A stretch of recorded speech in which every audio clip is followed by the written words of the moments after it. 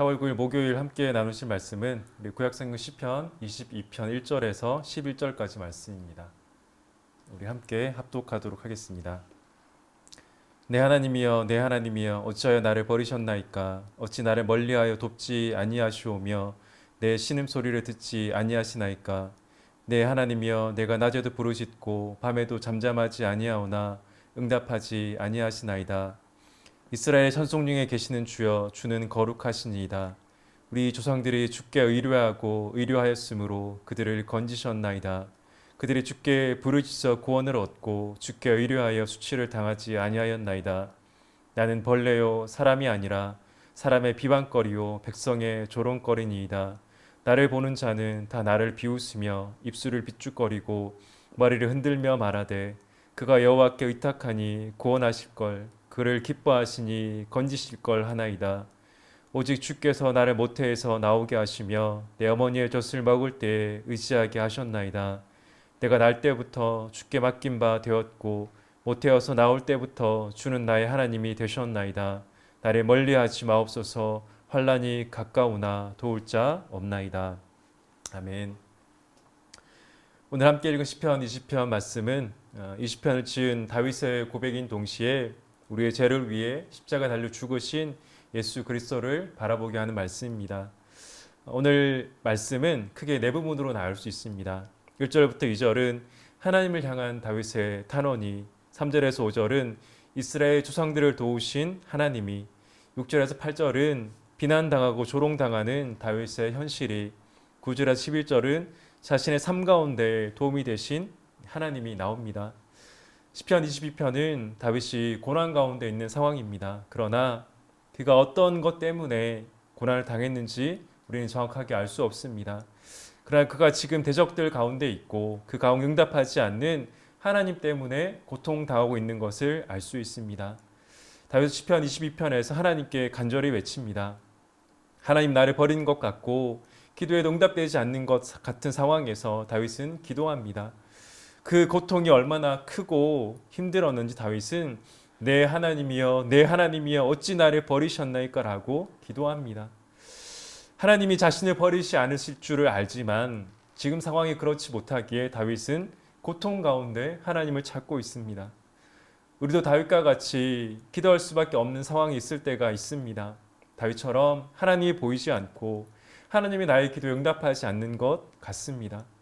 나아가 하나님을 알지 못하는 사람들은 우리를 비방하고 조롱합니다. 그리고 그들의 삶이 형통하기까지 합니다. 만약 우리가 다윗과 같은 상황이라면 우리는 어떻게 기도해야 하고 어떻게 기도할 수 있을까요? 다윗은 이 모든 문제들을 가지고 하나님 앞으로 나갑니다. 자신이 처한 상황을 그냥 넘기지 않았습니다. 그렇다고 자신의 고통을 당연하게 생각하지도 않았습니다. 그 모든 문제들, 그 고통을 하나님께로 가져갑니다. 그리고 그 외침은 침묵의 기도가 아니라 하나님 앞에 간절한 통곡이었습니다. 그렇다면 우리 역시 다윗처럼 기도할 수 있고 기도해야 합니다. 다윗처럼 하나님 보이지 않고 하나님 우리의 기도에 응답하지 않는 것 같은 그 순간에도 하나님께 기도해야 하는 것입니다. 그런데 우리는 이때 이렇게 질문할 수 있습니다. 대체 하나님이 보이지 않는 것 같은 상황에 어떻게 기도할 수 있습니까? 하나님 응답하시지 않는 것 같은 상황에 어떻게 기도해야 합니까? 우리는 이 상황 속에서 하나님께 나아간 다윗을 통해 배워야 합니다. 다윗은 그 상황 가운데 두 가지를 붙잡았습니다. 우리 역시 이 두 가지를 기억해야 합니다. 첫째는 그들의 조상 가운데 나타나셔서 응답하신 하나님입니다. 둘째는 지난 자신의 삶 가운데 지금까지 응답하신 하나님입니다. 다윗은 이 두 가지를 기억합니다. 지금 자신이 처한 상황은 기도조차 할 수 없는 고통의 상황입니다. 그러나 그때 다윗은 지난날 자신의 조상들에게 응답하신 하나님을 기억했습니다. 또한 다윗은 자신의 어린 시절부터 지금까지 자신의 의지할 분이 되셨던 하나님을 기억합니다. 그리고 그 믿음으로 하나님께 다시 나갈 힘을 얻은 것입니다. 사랑하는 여러분, 그렇다면 우리 역시 두 가지를 기억해야 합니다. 하나님이 보이지 않는 것 같고 하나님의 말씀 가운데 나타나지 않는 것 같다면 그 가운데 나타나신 하나님을 우리 역시 기억해야 합니다. 하나님은 우리의 믿음의 조상들에게 나타나셔서 응답하셨습니다. 우리의 믿음의 교회들에 나타나셔서 하나님은 응답하셨습니다. 하나님 우리의 기도에 응답하지 않는 것 같다면 우리의 지난 삶 가운데 도우신 그 하나님을 기억해야 합니다. 하나님만 우리의 의지할 분이 되신다라는 것을 우리는 기억해야 하는 것입니다. 그리고 그 힘으로, 그 믿음으로 힘들고 어렵지만 여전히 우리를 도우시는 그 하나님께로 나아가야 하는 것입니다. 지난날 우리의 믿음의 선배들을 도우신 그 하나님이, 지난날 우리의 삶을 도우신 그 하나님이 지금 이 순간도 반드시 우리를 도우실 것입니다. 다윗에게는 바로 이 믿음이 있었습니다. 그렇다면 우리 역시 믿음으로 하나님께 나아갈 수 있는 것입니다. 사랑하는 성도 여러분, 지금 다윗처럼 고통 가운데 있는 분들이 있습니까? 그렇다면 다윗처럼 하나님께서 도우신 역사를 우리는 기억해야 합니다. 그리고 그 믿음으로 하나님께 나아가야 합니다. 물론 그것은 고통입니다. 이해가 되지 않아 답답합니다. 그러나 기억하십시오. 지금까지 함께 하신 하나님은 지금도 함께 하실 뿐만 아니라 앞으로도 우리와 함께 하실 것입니다. 오늘 시편 22편의 다윗은 바로 그것을 보여주었습니다. 그러므로 말씀 속에 도우신 하나님, 우리의 믿음의 선배들의 삶 가운데 나타나 도우신 하나님, 우리의 지난 삶 가운데 나타나셔서 도우신 하나님께서 반드시 우리를 도우실 줄 믿습니다. 하나님께서 반드시 도우시고 역사하실 그 믿음을 가지고 우리의 모든 문제들이 힘들고 어렵지만 포기하지 마시고 하나님을 의지하여 주 앞에 나아가시는 우리 모든 성도님들이 되시기를 주님의 이름으로 간절히 축원합니다. 더불어 우리는 오늘 말씀을 통해 십자가 상에서 달리신 예수 그리스도를 기억해야 합니다. 이번 주는 고난주간을 보내고 있습니다. 이 고난주간은 우리의 죄를 위해 십자가 달려 죽으신 예수 그리스도를 묵상하는 그 시간입니다. 특별히 우리는 이 한 주를 묵상하며 그리고 금식하며 보내고 있습니다. 오늘 말씀 시편 22편을 예수님은 십자가에서 인용하셨습니다. 나의 하나님 어찌하여 나를 버리셨나이까. 예수님은 다윗과 같이 나의 하나님 어찌하여 나를 버리셨나이까 라고 외치셨습니다. 다윗이 이렇게 외친 이유는 그가 처해 있는 상황이 답답했고 더불어 이해할 수 없었기 때문입니다. 그러나 예수님께서 이렇게 외치신 것은 다윗과 같은 이유가 아니었습니다. 예수님은 하나님이셨기에 모든 것을 알고 계셨습니다. 예수님은 그 상황을 알 수 없이 이렇게 말씀하신 것이 아니라 스스로 그 모든 것을 아셨지만 십자가를 치셨습니다. 그렇다면 왜 예수님은 그렇게 외치셨을까요? 왜 예수님은 하나님께서 자신을 버리셨습니까? 라고 외치신 것일까요? 예수님은 이 땅에서 삶을 돌아보면 예수님의 삶은 제자들과 사람들과 항상 함께 했지만 그의 주된 관심사는 하나님과 함께 동행하는 것이었습니다.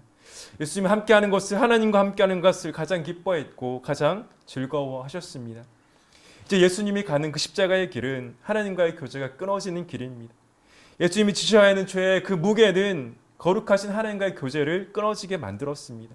그때 예수님은 하나님이 자신을 버린 것과 같은 고통 가운데 이렇게 외치신 것입니다. 사랑하는 성도 여러분, 예수님은 저와 여러분의 죄 때문에 십자가에 달리셨습니다. 죄가 없으신 그분이 죄가 되셨습니다. 거룩하신 그분이 죄인이 되셨습니다. 의로우신 그분이 저주가 되셨습니다. 그 모든 이유는 우리의 범죄함 때문이었고 우리를 의롭게 하시기 위해서였습니다.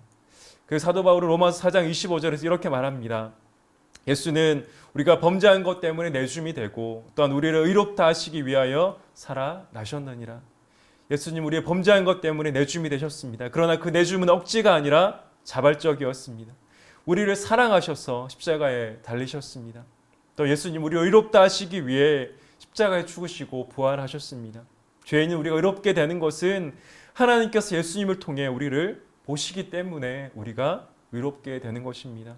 사랑하는 성도 여러분, 우리의 힘으로는 절대 의롭게 될 수 없습니다. 의인이 될 수 없습니다. 우리가 의롭게 되는 것은 우리의 모든 죄를 지시고 십자가 달려 죽으신 예수 그리스도 때문입니다. 죄 없으신 그분이 죄가 되셔서 하나님의 진노를 받으셨기에 지금 우리가 하나님의 자녀가 되는 것입니다. 그럼 우리는 날마다 기억해야 합니다. 나 같은 자를 구원해 주신 하나님의 은혜를, 나의 모든 죄를 지시고 십자가에 고난당하신 예수님을, 내가 받아야 할 죄값을 치르시고 비난받으시고 조롱당하시고 수치당하신 예수님을 기억해야 합니다. 그리고 그 은혜를 기억하여 우리의 삶을 하나님이 기뻐하시는 삶을 살아가야 합니다. 우리는 십자가의 은혜를 날마다 묵상하며 하나님의 자녀로서 이 땅 가운데 하나님을 기쁘시게 하는 삶을 살아가야 합니다. 그 은혜를 기억하고 세상 가운데 빛과 소금의 역할을 감당하시는 저와 여러분이 되시기를 간절히 축원합니다. 그리고 이번 한 주 고난 주간뿐만 아니라 날마다 십자가를 기억하십시오. 오직 예수 그리스도만을 자랑하는 저와 여러분이 되시기를 주님의 이름으로 간절히 축원합니다. 함께 기도하겠습니다. 하나님, 오늘 말씀을 통해 이해할 수 없는 상황 가운데 여전히 하나님께 나아가는 다윗을 바라보게 됩니다. 고통 가운데 인내할 수 없는 그 상황 가운데 다윗은 그의 조상들에게 나타나신 하나님을 의지하며 그의 지난날 삶 가운데 나타나신 하나님을 의지하여 그 가운데서도 하나님께 나아갔습니다. 하나님, 우리 삶 가운데 이해할 수 없고 하나님 응답하시지 않고 하나님 보이시지 않는 것 같은 그 고통 가운데 있는 분들이 있습니까? 하나님, 참으로 그것이 너무나 힘들고 어렵지만 다윗처럼 우리의 삶 가운데 나타나신 하나님을 기억하며 우리의 조상들에게, 우리의 믿음의 선배들에게 나타나셔서 우리 한국교회에 나타나 역사하신 그 하나님 응답하심을 기억하며 다시 한번 하나님께로 나아가는 우리 모든 성도들이 되기를 간절히 원합니다. 참으로 힘들고 어려운 시기를 보내고 있습니다.